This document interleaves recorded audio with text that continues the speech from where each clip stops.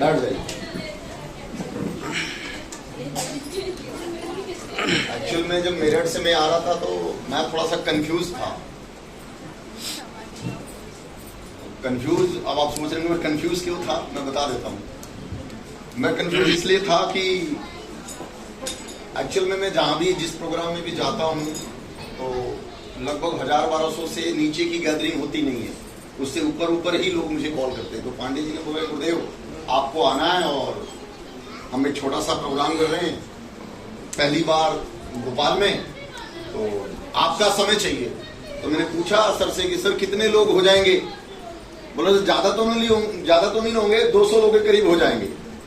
तो मैंने पांडे जी से बोला सर 200 लोगों में मुझे क्यों बुला रहे हो, आप कर लो अपने लेवल पे, स्वामी जी को बुला के कर लो, कोई दिक्कत नहीं। बोला नहीं गुरुदेव आपका टाइम चाहिए। अब पांडे जी थे, मतलब मना कर नहीं पाया इनको, क्योंकि मैं कभी कर नहीं पाता मना इनको। तो बोला यार मुझे आवश्यकता मुझे लगता है नहीं, सोनी जी काफी है। बोला ना गुरुदेव आपका भी टाइम बहुत इंपॉर्टेंट है, आपको आना पड़ेगा। तो मैं इसलिए कंफ्यूज था कि पता नहीं क्या होगा, कैसे लोग होंगे। लेकिन मैं रियल बता रहा हूं, मेरा कंफ्यूजन आप लोगों ने दूर कर दिया आज।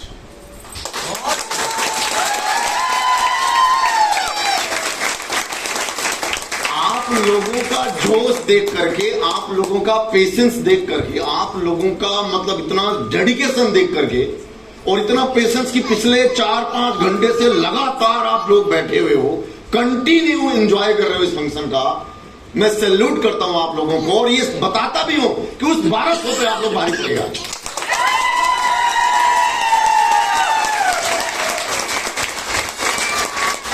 और अब मुझे विश्वास भी है कि आने वाले 6 महीने के अंदर भोपाल में ये टीम बहुत बड़ा कारनामा करने वाली है, बहुत बड़ा धमाल मचाने वाली है। ये मुझे दिख गया, क्योंकि बोलते ना कि हाँ यस मैम ने बोला, मैं जोरदार तालियां उनके लिए होनी चाहिए। चलिए बहुत बढ़िया। सबसे पहले तो आप सभी लोगों का बहुत बहुत तहे दिल से धन्यवाद करता हूं, क्योंकि आप लोगों ने जो प्यार दिया, जो सम्मान दिया मुझे, उसके लिए बहुत बहुत धन्यवाद। और ये इंडस्ट्री इतनी खूबसूरत है कि शायद इसी दिन रात के लिए हम इस इंडस्ट्री में आए थे, क्योंकि ना जानते हुए भी एक दूसरे के सम्मान के लिए पूरी ताकत के साथ निस्वार्थ एक दूसरे के लिए हम खड़े रहते हैं। और यही वो इंडस्ट्री है जहां पर हर एक प्रोफेशन का व्यक्ति, हर प्रोफाइल का इंसान आकर के अपने सपनों को पूरा कर सकता है। बहुत सारे लोगों को आपने देखा, सुना, मुझे बहुत अच्छा लगा। बहुत सारे लोग आज ब्रॉन्ज बने, कोई सिल्वर बना, कोई गोल्ड बना, कोई प्लेटिनम बना, एमरल्ड बना, टोपाज भी बना, कोई रूबी स्टार, सफायर की रिकग्निशन आपने देखी, पांडे जी सफायर बने, बाकी सोनी जी डायमंड हैं। मुझे याद है वो दिन जब हम पहली बार मिले थे सर लोगों से, तो आर्मी में थे दोनों। पांडे से तो अभी भी आर्मी में है, सोनी जी भी उस टाइम पे आर्मी में थे, राजस्थान जोधपुर में पोस्टिंग थी सर की। तो मैं सोनी जी को पहले से जानता था, क्योंकि मैं मेरठ से हूं, तो सोनी जी आर्मी में थे तो मेरठ में पोस्टेड थे। तो उस वजह से मैं जहां पे मैं रहता था वहां पर इनका रूम था, रेंट पे रहते थे, तो उस पर्पज से थोड़ा सा एक दूसरे की जान पहचान थी। तो जब इस इंडस्ट्री में आया तो सर से बात की, कॉल किया, तो सर जोधपुर में थे, मैंने इनसे बात की, बोलो सर ऐसा से कंसेप्ट है और मुझे लगता है आपको करना चाहिए, आपको जरूरत भी है और एक बहुत अच्छा प्लेटफॉर्म में आ जाओ, मिलकर करते हैं। तो सर और मेरे एक बहुत अच्छी फाइन ट्यूनिंग थी, कोई दिक्कत थी नहीं, हमेशा विश्वास किया इन्होंने मेरी बात फौरन मान ली और स्टार्ट कर लिया। आपके साथ ऐसा हुआ है? आपने फौरन मान ली और स्टार्ट कर लिया? हुआ है क्या? नहीं हुआ? हुआ है? आपने किया? चलो बढ़िया, बहुत बढ़िया। ऐसे बहुत कम लोग होते हैं जो सुनते ही मान लेते हैं और स्टार्ट कर लेते हैं। मैं आपके सामने संजीव कुमार खड़ा हूं, मैंने सुनते ही स्टार्ट नहीं किया। अब आपको लग रहा होगा अरे ऐसे कैसे हो सकता? मुझे इस प्लेटफॉर्म के बारे में 2015 से बताया जा रहा था। कब से? 2015 से मुझे बार बार टच किया जा रहा था इस इंडस्ट्री में आने के लिए कि आ जाइए, बहुत अच्छा कंसेप्ट है, आ जाइए। मैं 2015 से बार बार मना कर रहा था, मुझे नहीं करना। क्या करता था इस इंडस्ट्री से पहले मैं जरूर 2 मिनट में बताऊंगा, नाम आपने सुन ही लिया, आगे की कहानी तब बात करूंगा। बाई प्रोफेशनली मैं टीचर था, मैं बच्चों को पढ़ाता था। मेरा कोचिंग सेंटर था। फादर आर्मी में जॉब करते थे, इकलौता लड़का था, वैसी किसी चीज की दिक्कत थी नहीं मुझे। मैं आपको बता दूं, रहने वाला बिहार का हूं, सासाराम का नाम सुना होगा आपने। पिछले 30 साल से मेरठ में रहता हूं, क्योंकि मेरे फादर की लास्ट पोस्टिंग मेरठ में थी 94-95 में। तो वहीं से फादर रिटायरमेंट हुए।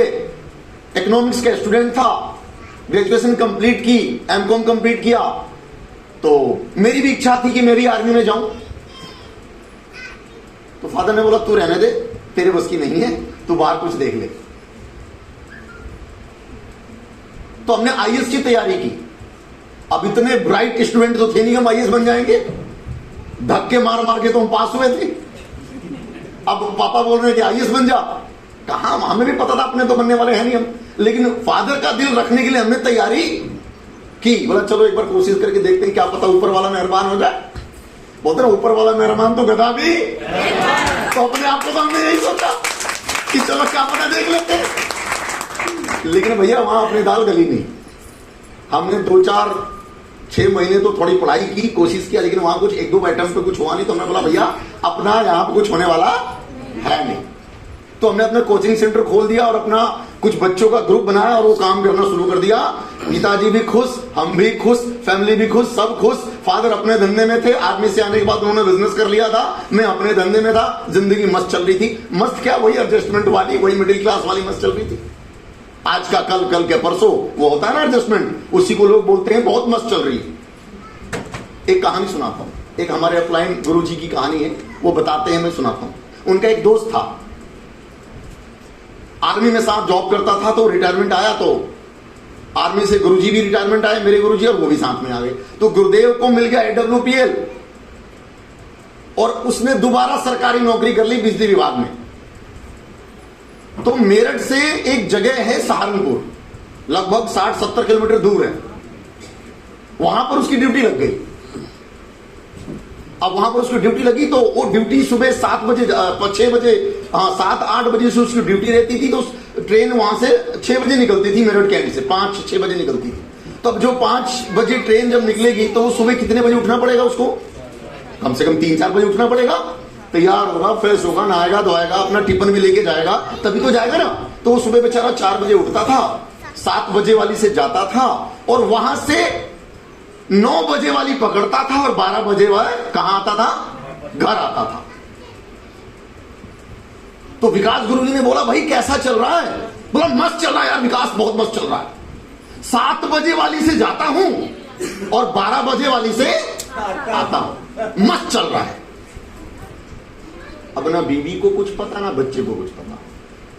बच्चा भी 2 महीने के बाद बोलता ये कौन? पापा तो है नहीं मेरा, क्योंकि उसने देखा ही नहीं 2-3 महीने से।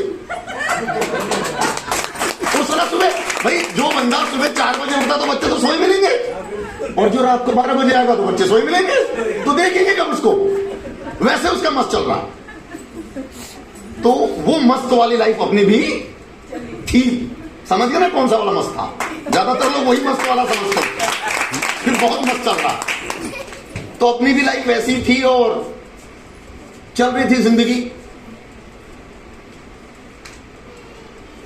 अचानक लाइफ में थोड़ा सा चेंज आया। बोलते हैं ना कि जब कुछ चीज होने वाली होती है तो अचानक चीजें लाइफ में चेंज आती है। तो इस प्लेटफॉर्म के बारे में मैं बता रहा था आपको, मुझे 2015 से मौका मिल रहा था, लेकिन मैं बड़ी खतरनाक नेगेटिव इंसान था। जो ज्यादा पढ़े लिखे होते हैं ना वो थोड़ा सा खतरनाक नेगेटिव होते हैं, क्योंकि ज्यादा जानते हैं। और ज्यादा जानने वाला कौन होता है? जो सब कुछ जानता है वो कौन है बताओ? वो तो भगवान है जो सब कुछ जानता है। कौन है वो? और भगवान दिखता नहीं है, वो तो अदृश्य होता है। तो जो सब कुछ जानता है वो इस धंधे में काम नहीं कर सकता, क्योंकि वो तो गायब हो जाएगा। लेकिन जो कुछ नहीं जानता वो डटा रहता है यहाँ पे। तो हम सब कुछ जानते थे, इसलिए हम आ ही नहीं पा रहे थे। लोग बार बार मुझे बताते थे, मैं बार बार मना कर देता था। ऐसे ही करते करते, सॉरी क्या हुआ? आप कैसे परेशान हो रहे हो? बैठ जाओ आराम से। एक पैकेट चिप्स खा लो, फिर बात। बच्चे थोड़ा सा ज्यादा हो गए यहाँ पे लगता है, हैं? बाहर घूमो आप लोग जाके। तो 2015 से अपॉर्चुनिटी मिल रही थी। मैं आपको बता दूं, इस कंपनी के सबसे टॉप लीडर, सबसे बड़े अचीवर, हमारे मेंटर, हमारे भगवान मिस्टर महिपाल गुरुजी के माध्यम से मुझे 2015 में ये मौका मिला था इस इंडस्ट्री में मुझे आने का। ना ताली मत बजाओ, आया ही नहीं ना मैं। अरे मौका ही तो मिला था, आया थोड़ी में। उन्होंने मुझे बताया, बोला आ जाओ सर। उस वक्त 8,500 रुपए में, 7,500 रुपए में 100 SP बन जाती थी, 100 SP आ जाती थी। तो मैंने बोला सर अगर कोई दवाई खा पी के मर गया तो? डॉक्टर तो मैं नहीं। ऐसा आता आप लोगों के मन में सवाल? मेरे में भी मन गया। तो मैं भी आपकी तरह ही हूं, कोई अलग नहीं हूं, पहले समझ लेना। तो मेरे मन में क्वेश्चन आया, और ये क्वेश्चन क्यों आया? क्योंकि मुझे जब प्लान अच्छा लगा तो मैंने अपने दोस्त से पूछा, बोला यार ऐसा कंसेप्ट है। उसने ये सवाल मेरे दिमाग में डाल दिया, बोला तू डॉक्टर तो है नहीं, वो खास कर तो किसके पास जाएगा? बोला हाँ यार बात तो सही है। तो यही डायवर्ट मैंने महिपाल जी को मार दिया। बोला गुरुदेव ऐसी ऐसी बात है, गड़बड़ा है। बोला सर क्या बात कर रहे हो? हल्दी खाने से कोई मरा है क्या? है? चावल का पानी पीने से कोई मरता है क्या? दूध पीने से कोई मरा है क्या? ग्लोब की बेल पीने से कोई मरा है? इसमें आयुर्वेदिक चीजें तो मिली हुई है, कोई नहीं मरा, टेंशन मत लो, आ जाओ। हमने बोला ठीक है सर, हमने मना कर दिया, नहीं करेंगे। 2016 में फिर शिव कुमार गुरु जी की कॉल आई। बोला संजीव सर कहां हो? बोला सर मेरठ में हूं। बोला आ जाओ, बहुत बड़ा काम है, बहुत बड़ी अपॉर्चुनिटी है, मिलके करते हैं। मैं बोला सॉरी सर आप नहीं करो, मुझे नहीं करना। फिर 2017 में कॉल आई सत्यवीर पुंडीर जी की। बोला सर आ जाओ मिलके करते हैं। बोला सॉरी सर मैं नहीं करूंगा, आप ही करो। 2015, 16, 17 कितने साल हो गए? निकल गए।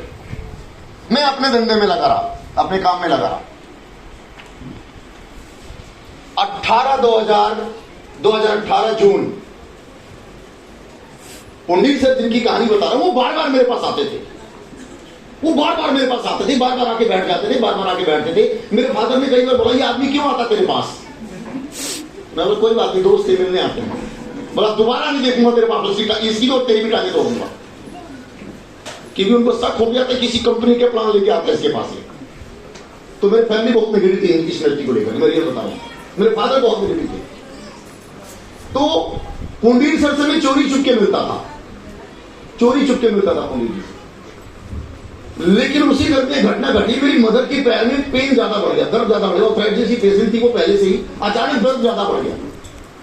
तो जब दर्द ज्यादा